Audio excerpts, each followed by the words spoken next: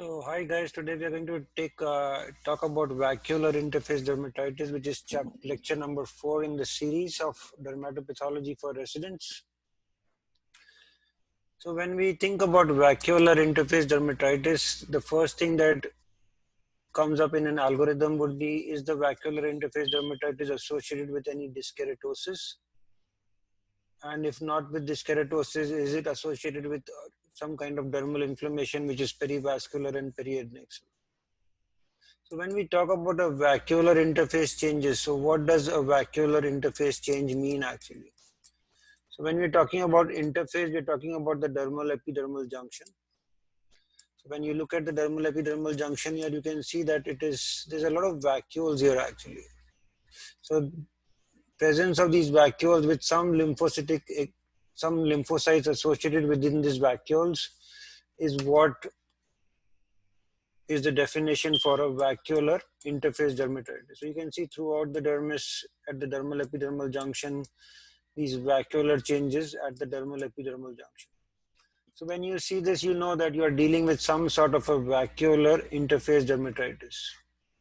So the first thing that you should ask yourself is it associated with any disc keratosis? So this disc keratosis that you see within the epidermis, this apoptotic keratinocytes with a very bright pink cytoplasm and a pycnotic nucleus. So if you have vacuolar interface changes with disc keratosis, your list of the differential diagnosis is going to narrow down quite a bit. So you are only going to think of erythema multiforme, fixed drug eruption, or graft versus host disease. Those are the three main differential diagnoses for a vacuolar interface change with significant disc keratosis.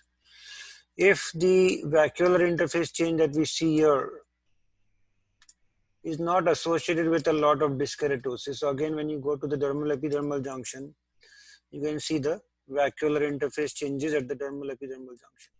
Or when you go low power, you can see that this is more associated with the periadnexal. So you can see this perifollicular and a perivascular inflammation. So if this is present, then you're more in the connective tissue disease. So a vacuolar interface change with periadnexal and perivascular inflammation, then you're dealing with more of a connective tissue disease. So let's look at the first category where you have vacuolar interface dermatitis with disc keratosis. So here is a very classic case where you can see this patient that has developed these targetoid lesions on the hand. These are often abrupt. They are fixed red papules and macules, which then they start with macules and papules, and then they develop into these targetoid lesions. Most of this patient also can develop some sort of an oral lesions with variable erythema and ulceration. So when you look at this biopsy, let's make it right. Okay. So we know that we are dealing with a vacuolar interface change here that you see here at the dermal epidermal junction. And then within the epidermis, we see a lot of disc keratosis. So you can see the disc keratotic keratinocytes in the epidermis. So then we know we are dealing with the three differential diagnoses that we talked about basically. It could be erythema multiforme, it could be graft versus host disease, or it could be fixed drug eruption. Many times it is very difficult to differentiate between the three histologically. So a clinico-pathological correlation is very important, but let's try to see some changes that are present here that might help. So if you start from the top, what we see is this very basket weave like stratum corneum. So the basket weave like stratum corneum, that means we don't see too much of hyperkeratosis or parakeratosis. That is suggestive that this is a very acute change basically. The epidermis does not have the time to react and does not develop the hyperkeratosis. So when you see this very acute changes in the epidermis and in the dermis, we see this superficial perivascular lymphocytic infiltrate. There might be some eosinophils, there might not be some eosinophils. Then it is most likely compatible with erythema multiforme. So acute changes in the epidermis, vacuolar interface changes with disc keratosis and a superficial perivascular lymphocytic infiltrate, plus or minus eosinophils based on the etiology, because if this was a drug-induced erythema multiforme, you might see some eosinophils here. But if it is related to herpes or mycoplasma, which are the more common causes, then you might not see the eosinophils. So depending on the etiology, the eosinophils might be present or absent. So we sign this case out as vacuolar interphase dermatitis with keratosis, comma, compatible with erythema multiforme. So erythema multiforme is supposed to be like a spectrum of diseases that also include Steven-Johnson and toxic epidermal necrolysis. So when the body surface area involved is less than 10%, it's Steven-Johnson. And when it is greater than 30%, when you have full thickness necrosis that leads to extensive sloughing, then we talk about toxic epidermal necrolysis actually. Steven-Johnson syndrome usually has some mucosal involvement in every case, which are erosions with that are painful and have some hemorrhagic crusting. You might have some conjunctivitis and other findings. Histologically, when you look at, clinically, then you look at erythema, Steven-Johnson syndrome, you can see that these lesions involve the mucosa quite often with erosions and painful hemorrhagic crusting. And when you look at a toxic epidermal necrolysis, it's mostly completely sloughed off epidermis. When you look at the biopsy of toxic epidermal necrolysis, you usually get a sloughed piece of epidermis. So this is an important biopsy to look at because many times this will come as a frozen section. So your main frozen section diagnosis will come in as rule out toxic epidermal necrolysis versus staphylococcal scalded skin syndrome. So the important thing to remember is a staphylococcal scalded skin syndrome is a subcorneal split. So you will have a split at the level of the stratum corneum. And the toxic epidermal necrolysis, because there is extensive diskeratosis and necrosis of the epidermis, it splits at the dermal epidermal junction. So when they roll off the skin and send it to you as a frozen section, you'll get the entire epidermis, which is quite necrotic and with a lot of diskeratosis. And when they send you a biopsy of a stratum corneum, many times you will just see this, of a staphylococcal scalded skin syndrome, you might just see the stratum corneum because that is where the split is basically. So moving on, other diagnosis to consider whenever we talked about like a vacuolar interface change with this significant diskeratosis is a fixed drug eruption or graft versus host disease. So when you talk about a fixed drug eruption, these are usually single lesions that, or they can be sometimes multiple that occur at the same place again and again. So the patient takes the drug, the lesion will develop, then they get off the drug, the lesion goes away. After 6 months, they might again take the drug and the lesion comes back at the same place. And that is the reason it is called a fixed, because it's coming at that same fixed place actually. It can occur anywhere, but commonly you see it on the lips and the genital skin. And some of the common medication include the non-steroidal anti-inflammatory drugs, antifungals, and many others. So now when we look at a biopsy, again, we see the vacuolar interface changes here at the dermal epidermal junction. Within the epidermis, we see the diskeratosis. So here we see the diskeratotic cells. Now, if you look at the pathophysiology, this is a reaction that is occurring at the same location again and again. So when it occurs, it is an acute reaction. So the stratum corneum still has the same acute pattern that you see here actually. So you see the basket weave hyperkeratosis, you might see some hyperkeratosis, but because it is affecting the same area again and again, the dermis tends to become a little bit more fibrotic actually. So you'll see a lot of fibrotic changes in the dermis. You're going to see a lot of pigment incontinence, and it's a drug eruption. So you are also going to see some eosinophils actually. So you'll see the eosinophils, you'll see the pigment incontinence because of the destruction of the keratinocytes happening at the same place again and again, and some mild fibrosis. So the pigment incontinence, mild fibrosis, presence of eosinophils would favor a fixed drug eruption. And then when you look at, when you look at an acute graft versus host disease, it's usually a morbilliform eruption that involves any part of the body, but also the acral sites. And when you look at this biopsy here, it again shows very similar changes. But what we have seen is graft versus host disease tends to show some hyperkeratosis and hypergranulosis. It's not always present, but it is quite common to see that in graft versus host disease. Another thing that we have seen is the degree of dyskeratosis may not be as much that you would expect to see in erythema multiforme. And another feature that you're going to see is the dyskeratosis also involving the hair follicles. So you see dyskeratosis involving the hair follicles. You might see some hyperkeratosis, hypergranulosis. And again, you have to talk to your clinician to make sure that the patient has had some sort of some transplant reaction, transplant going on, and therefore the patient developed the graft versus host disease basically. So this can be acute or chronic. When it is chronic, it can be either a lichenoid pattern or it could be a sclerodermoid pattern. In the lichenoid pattern, you still see the same changes that you saw in the acute reaction, but also an associated lichenoid infiltrate. So you see a mild associated lichenoid infiltrate, vacuolar interface changes, and dyskeratosis. So that is a lichenoid graft versus host disease, which is a form of the chronic graft versus host disease. In the sclerodermoid, it almost looks like morphia. So you can see that this biopsy almost looks like morphia, but you still have the vacuolar interface changes. You see the dyskeratosis. And then when you go low power, you can see that there's a lot of sclerosis or sclerodermoid changes in the dermis. And that is classic for a sclerodermoid graft versus host disease.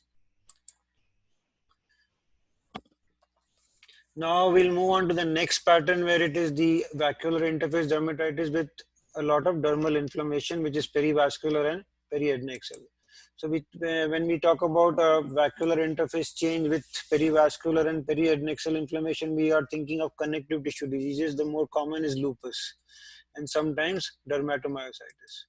So lupus can have multiple different clinical forms. This is the most common form that we see, where you have this red to violaceous atrophic plaques with follicular plugging, most commonly on the head, neck, face, and then they will usually heal with scarring and dyspigmentation. Histologically, what do we see here? We talked about a vacuolar interface change at the dermal epidermal junction. So you can see the vacuolar interface change here. And then with the association, there's no dyskeratosis along with the vacuolar interface changes, but then you see a lot of dense perifollicular inflammation and perivascular inflammation, which is composed predominantly of lymphocytes actually. So this is usually lymphocytes. You won't see any eosinophils, and usually you don't, sometimes you might see plasma cells, but then if you see plasma cells, you always have to think also of syphilis. But it's usually a predominantly lymphocytic infiltrate. And you can do a PAS stain to highlight a thickened basement membrane at the dermal epidermal junction. And also you can do a colloidal ion to look for increased mucin within the dermis. So you do a colloidal ion or an Alcian blue to see increased mucin. You do a PAS to look for the thickened basement membrane. And if you see all these features, then this is compatible with discoid lupus actually. The classic follicular plugging that you see here. So you'll see a lot of follicular plugging that we talked about clinically, the vacuolar interface changes, the perivascular and periadnexal inflammation, thickened basement membrane highlighted by PAS, and then increased mucin highlighted by colloidal ion or Alcian blue. The subacute lupus erythematosus usually presents with more polycyclical and annular lesions, and they will heal without scarring actually. And the histology is also not that dramatic as that we saw in discoid lupus. But again, you can see that there is a vacuolar interface change still at the dermal epidermal junction. There's pigment incontinence here because of the changes at of the keratinocytes, because of the keratinocytes are being destroyed at the dermal epidermal junction. And then you see the mild perifollicular inflammation, mild perivascular inflammation. You still see the thickened basement membrane. If you do the PAS stain, you can see somewhat here. And you are going to see increased mucin if you do the colloidal ion. And then obviously the serology also helps. So you do the serology and all that, with all the clinical pathological correlation, then helps to make the diagnosis of subacute lupus.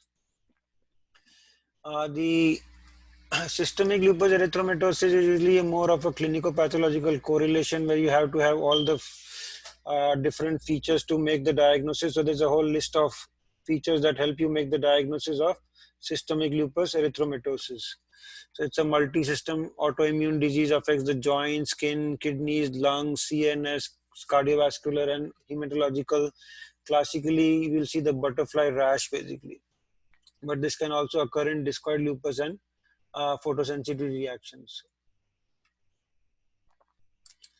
The other form of lupus that you might see in histology is one is bullous lupus erythematosus, which is a blistering disorder seen in patients. And these they have the antibodies to collagen 7. These blisters are commonly occurring on the face and the mucosa, and they heal without scarring. Histologically, it is quite classic features that you see here. So it's a subepidermal bulla that you see here. And when you look at the bulla, you can always see this lot of neutrophils lining the dermal epidermal junction. So a subepidermal bulla with neutrophils lining the dermal epidermal junction, you have to think of bullous lupus. And the other differential is linear IgA vesiculobullous disorder. To differentiate between the two, you need immunofluorescence. So if you just see a linear IgA with this pattern, then it is a linear IgA vesiculobullous disorder. But if it is a full house and you see the subepidermal split with a lot of neutrophils at the dermal epidermal junction, then that is very classic for bullous lupus. And again, the serology will help. And the other lupus that we should be aware about is lupus profundus.